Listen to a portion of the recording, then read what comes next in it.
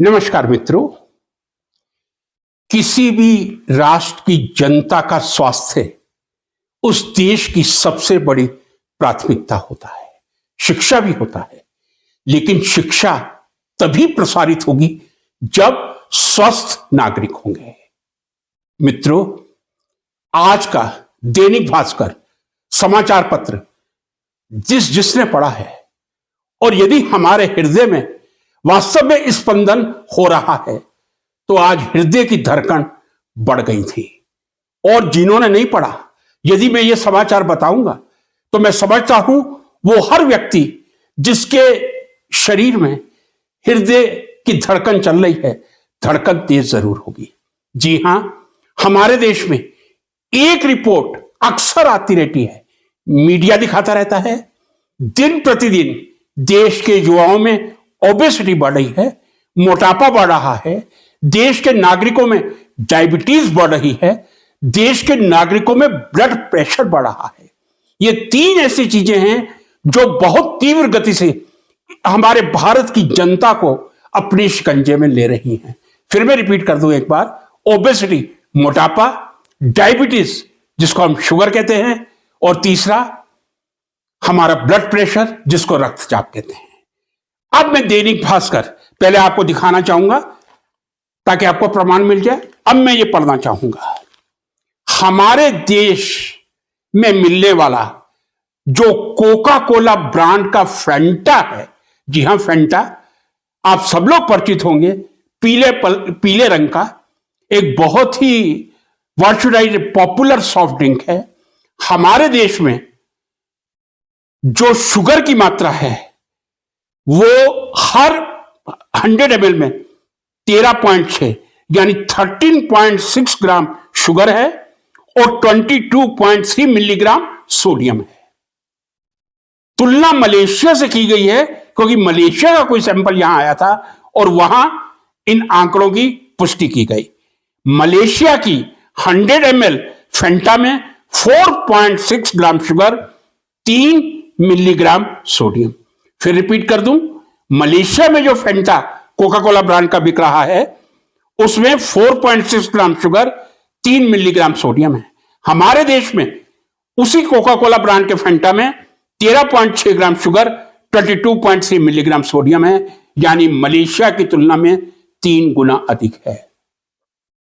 जो मैंने आपसे कहा था कि ये आंकड़े हमारी हृदय की धड़कन को बढ़ाते हैं, क्योंकि हम रोज सुनते हैं, आए दिन ये समाचार आता है, कोई बच्चा 12 साल का बच्चा कोलैप्स होकर स्कूल में गिर पड़ा, हार्ट अटैक से उसकी मृत्यु हो गई।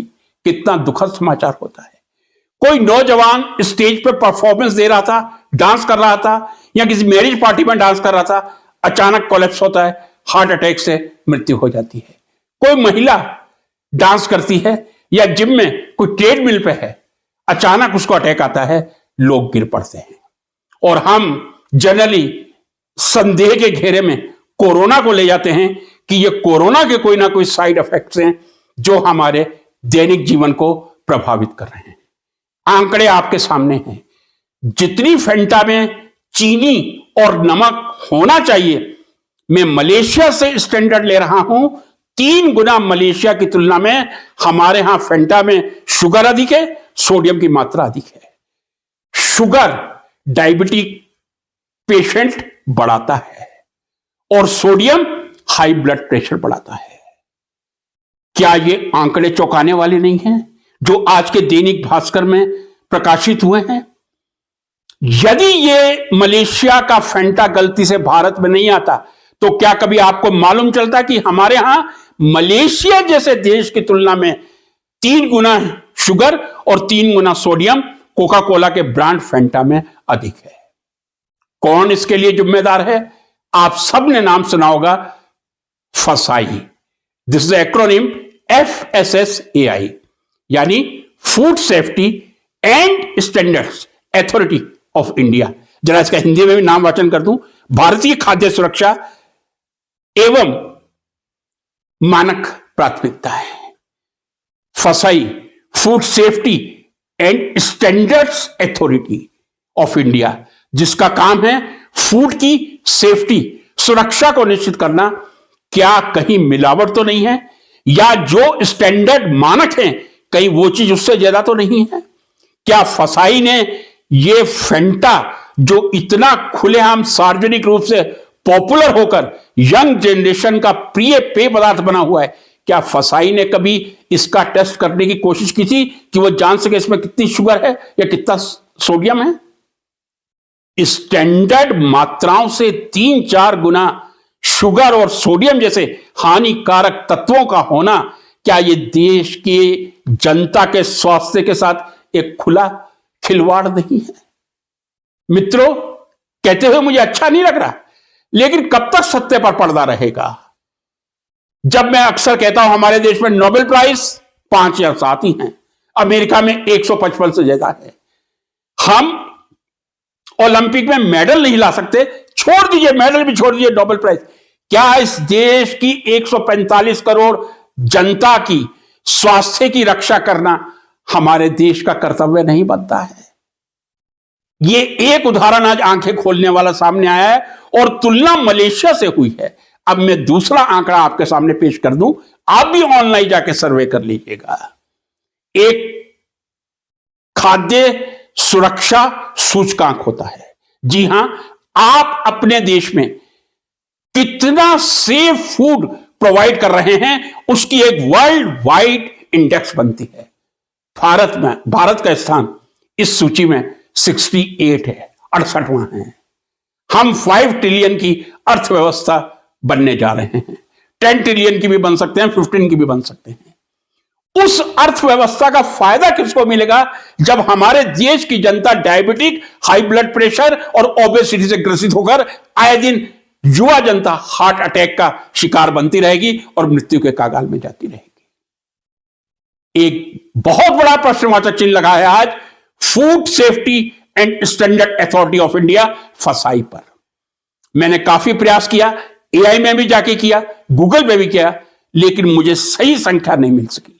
लेकिन देश में लगभग 224 फसाई food safety and standard authority of India की लेबोरेटरीज हैं।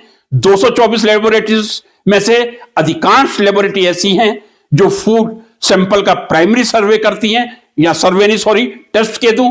कुछ रेफरल लेबोरेटरीज हैं जो सैंपल वहां रेफर किए जाते हैं उनका टेस्ट किया जाता है, जो रेफर नहीं किए जाते वो इसी तरह ओके करके भेज दिए जाते हैं।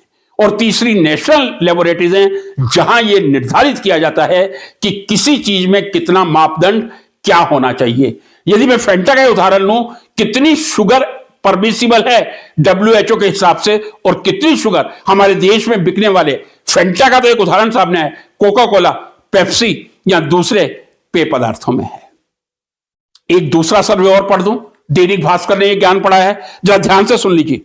नेशनल फैमिली हेल्थ सर्वे 5 के अनुसार 15 से 25 आयु वर्ग में शीतल पेय का सेवन 40% बढ़ा है, सॉफ्ट ड्रिंक का सेवन 40% बढ़ा है, जिससे मोटापे की दर 20% बढ़ी है। जर्नल ऑफ हेपेटोलॉजी के अनुसार शीतल पेय में मौजूद high fructose corn syrup fatty liver रोगियों की संख्या 30 से 40% बढ़ा रहा है। इंडियन डेंटल एसोसिएशन की रिसर्च कहती है शीतल पेय पीने वाले बच्चों में दांतों के सड़ने की दर 50% अधिक होती है। यह दैनिक भास्कर आज 7 मार्च 2025 शिमला एडिशन का मैं पढ़ा हूं, और मैं समझता हूं जितने भी दैनिक भास्कर के एडिशन होंगे आज ये समाचार टॉप पे आया होगा।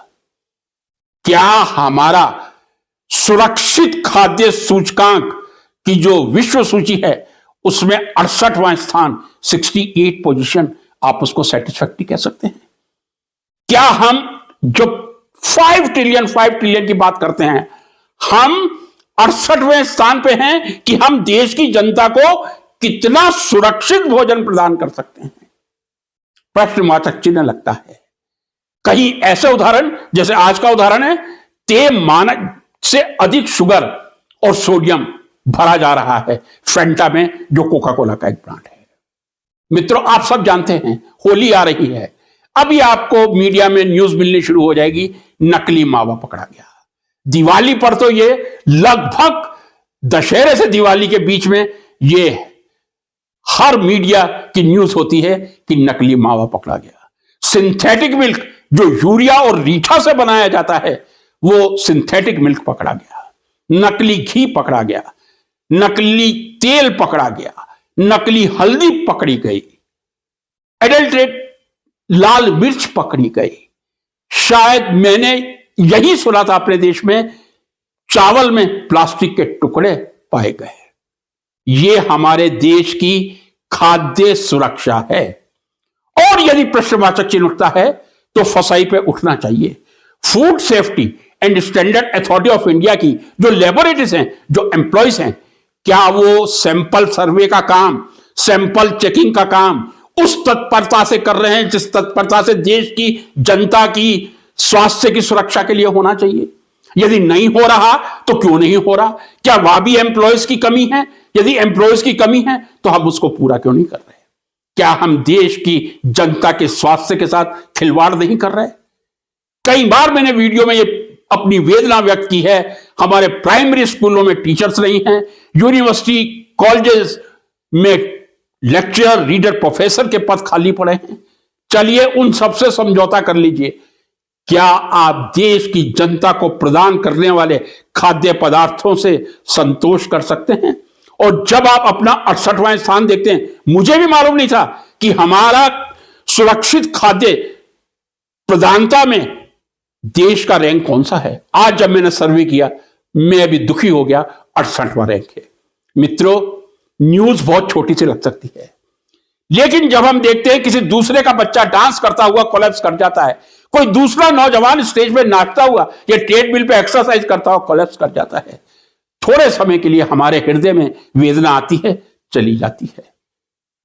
इस बात को गहराई से लेने की जरूरत है। क्या हम देश में जो खाद्य पदार्थ प्रदान कर रहे हैं उस पे फसाई, food safety and standard authority of India का पूर्ण नियंत्रण है? आज की न्यूज को पढ़ के तो दिल को बहुत दुख होता है। फसाई को चाहिए कि वो एक एक दुकान का सर्वे करे। एक बात मैं आपसे और कह दूं, मुझे तो लगता है जो डोमिनोज के पिज्जा हैं, पता नहीं वहां तक फसाई पहुंचा है या नहीं। डोमिनोज के पिज्जा और बर्गर की भी जांच होनी चाहिए, वहां की क्वालिटी, कितना सोडियम है और कितने दूसरे एलिमेंट, शब्द में काम में ले रहा हूं, वो होने चाहिए और कितने हैं। बर्गर और पिज्जा देश की युवा पीढ़ी का चहेता फूड बन गया है। बहुत दुख के साथ मैं कह रहा हूं, होना नहीं चाहिए था। इस देश में बर्गर और पिज्जा की जरूरत नहीं है। हमारे यहां इतने पारंपरिक व्यंजन हैं। अभी होली आ रही है, मैं समझता हूं नॉर्थ इंडिया में घर घर में गुजिया बनती है, स्वादिष्ट गुजिया बनती है, अनेक व्यंजन बनते हैं। दुर्भाग्य से यदि बर्गर पिज्जा आ रहा है तो क्या उस पर फसाई ने कोई नियंत्रण लिया है? इस समय प्रधानमंत्री जी को फसाई के जो भी हाईएस्ट अथॉरिटी है उनको बुलाकर एक प्रश्नवाचक चिन्ह लगाकर फेंटा में जो एबनॉर्मल शुगर और सोडियम मिला है उसका स्पष्टीकरण फसाई के द्वारा दिलवाना चाहिए। यह मैं आशा करता हूं प्रधानमंत्री जी से, और देश की जनता की सुखद स्वस्थ रहने की कामना परमपिता परमात्मा से करता हूं। नमस्कार।